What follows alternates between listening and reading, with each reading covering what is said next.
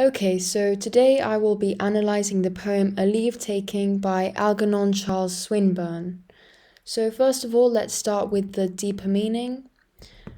So, the poem is about a female who the speaker aims to seduce, but despite his effort, he is faced with rejection and left with feelings of bitterness.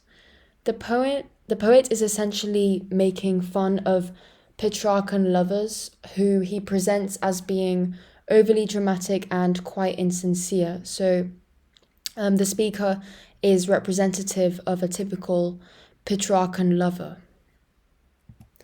So, the entire poem is 6 stanzas long, and here is the first stanza. Let us go hence, my songs she will not hear. Let us go hence together without fear. Keep silence now, for singing time is over, and over all old things and all things dear. She loves not you nor me as all we love her. Ye though we sang as angels in her ear, she would not hear. So, at the beginning of the poem, we are led to sympathize with the speaker who seems to be lamenting the sudden end of a love affair. He does all he can to persuade the woman not to give up on him, but she will not hear him nor weep a single tear. However, it suddenly becomes clear to us that this affair never really happened. The poet aims to caricature men who lust after unattainable women, feel the pain of rejection, and complain about heartbreak particularly loudly. He draws on the literary archetype of the Petrarchan lover, as mentioned before. The tone of the poem leads us to believe that the poet is making fun of these kinds of self-important men, as seen as the speaker seems to believe himself as being God's gift to the ladies, describing his singing voice as being like angels, as seen in the simile, we sang as angels. The rhyme scheme is A-A-B-A-B-A-A. So, as you can see, the 3 middle lines have a rhyme of B-A-B, with the 2 outside lines being kept apart by the middle lines, as though they were frustrated lovers that were unable to come together.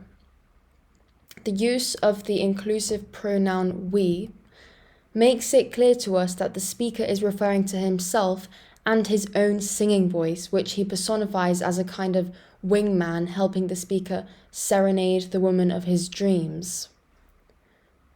The imperative tense used shows us that the speaker is someone who is used to getting his way, and this is seen in let us go hence, keep silence now. This presents his attitude towards the woman as being somewhat forceful, as he is persistent in his need to seduce her. He sounds confident, although he does not seem to have much to back it up with. Despite the confidence that we see, we do see some signs of insecurity through the reference to fear. And also the fact that he personifies his own singing voice also adds to this idea, as though this made-up person were his only friend or companion, and that he is in fact very much alone and he feels very lonely. This feeling of melancholy is also transmitted in the sibilants of this stanza in songs, us, silence, singing, things. Let us rise up and part, she will not know. Let us go seaward as the great winds go, full of blown sand and foam. What help is here? There is no help, for all these things are so, and all the world is bitter as a tear. And how these things are, though ye strove to show, she would not know. The image of intangible wind is a clue that indicates that this relationship is imaginary and that there is no solid foundation for the speaker's declaration of love. We also have the use of hyperbole in great winds, full of blown sand, all these things, which presents us with a typical trait of a Petrarchan lover, which is being melodramatic. The hyperbole suggests a lack of emotional control and also maturity. Let us go home, and hence she will not weep. We gave love many dreams and days to keep, flowers without scent and fruits that would not grow, saying, if thou wilt, thrust in thy sickle and reap. All is reaped now, no grass is left to mow, and we that sowed, though we all fell on sleep, she would not weep. The speaker mentions giving the woman impossible gifts, flowers without scent and fruits that would not grow.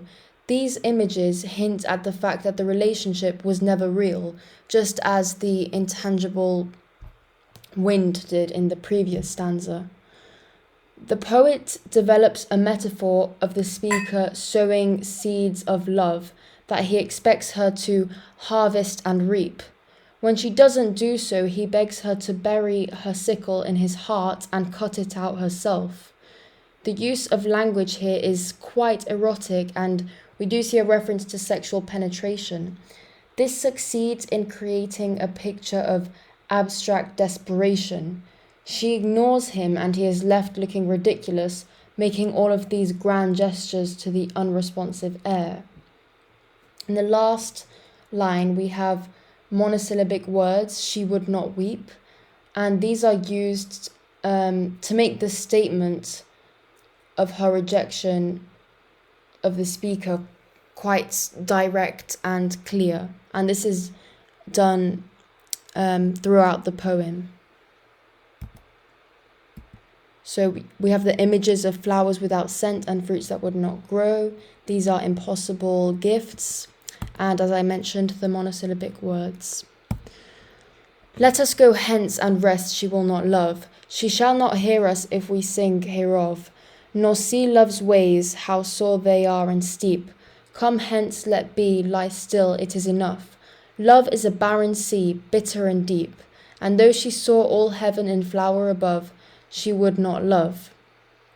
The speaker keeps threatening to put a greater distance between himself and the woman, but it is quite clear that this is something he doesn't want to do, so it's quite ironic.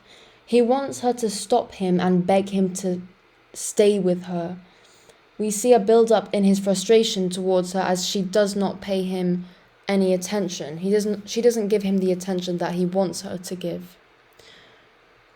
We do sympathize with the speaker on a certain level, as we see the pain of being on a journey towards unrequited love, as it is displayed as being sore and steep. However, he calls her a barren sea, bitter and deep, so we are led to question the sincerity of the speaker's love. He seems to want the woman not because he is in love with her, but because he wants to avoid bruising his ego. It is a little too late for this, and the speaker realizes this, which is why he insults her and presents us with his feelings of bitterness towards this woman. Let us give up, go down, she will not care. Though all the stars made gold of all the air, and the sea moving saw before it move, one moonflower making all the foam flowers fair, though all those waves went over us and drove deep down the stifling lips and drowning hair, she would not care.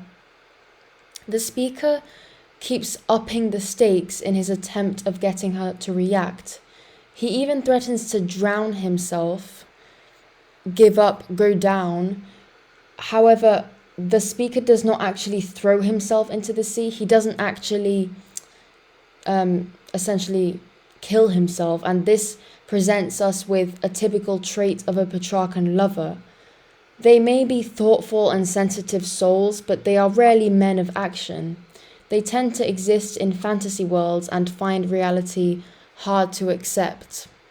However, the process of the speaker's imagined death is graphic, which is seen through the use of diction, stifling, and drowning, which highlights the fact that unrequited love is painful and suffocating.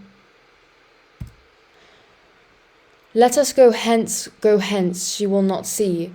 Sing all once more together, surely she too, remembering days and words that were, will turn a little towards us, sighing, but we are hence, we are gone, as though we had not been there. Nay, and though all men seeing had pity on me, she would not see. Irony is used in will turn a little towards us, sighing, but we are hence, we are gone.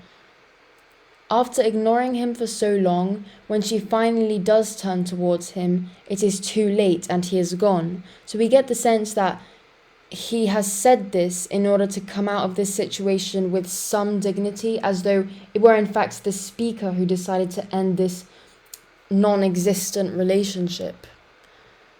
This tragic-like ending is typical of Petrarchan lovers. The speaker secretly revels in the attention and sympathy that this tragic story evokes for him, which is seen in "Though all men seeing had pity on me."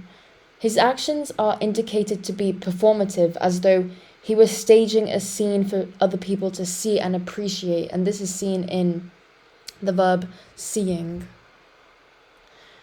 Okay, so topic areas if this poem were to come up. So for the first topic area, I would focus on how the speaker is desperate to get the woman's attention and show how much he loves her. We find out that their relationship never really existed, presenting him as a pathetic Petrarchan lover.